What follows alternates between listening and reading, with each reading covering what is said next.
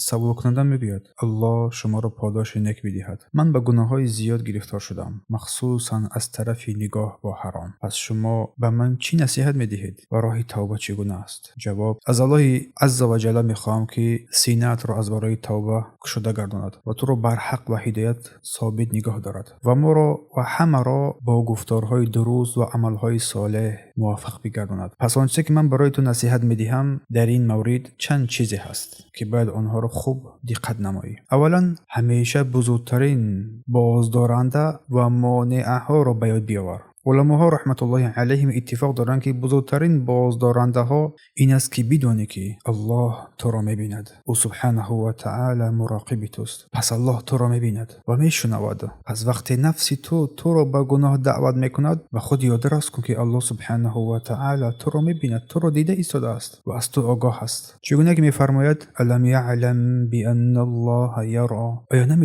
آیا نمیداند که به درستی که الله سبحانه و تعالی میبیند. و دوم، دعا کردن. دعا را بسیار و با کثرت نما، مخصوصا پناه بردن به سوی الله سبحانه و تعالی از شرها و بدیها.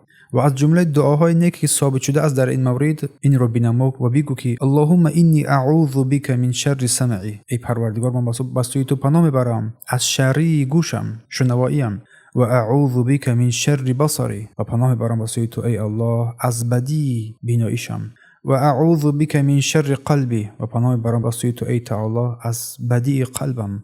و اعوذ بک من شر منی، و پناه میبرم به سوی تو از شر و بدیهای نفسم، شهوتم. سوم، راه ها را ببند. همه راههایی که میدانی تو را به گناه میبرد آن راه ها را ببند. خود را در آن جاهایی که فتنه است نه انداز و با آن اهمیت مده، بلکه از جاهای فتنه دوری بجوی و دوری باش.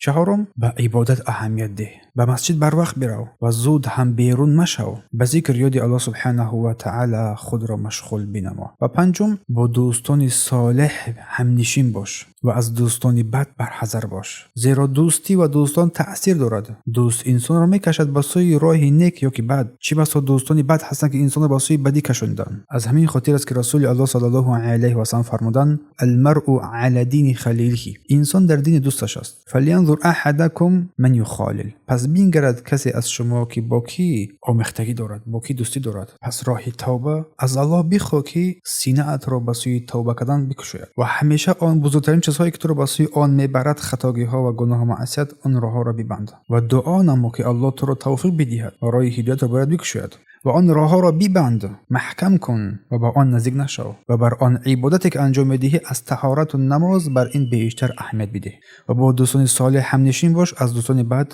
برحذر باش و توفیق از جانب الله سبحانه و تعالی است.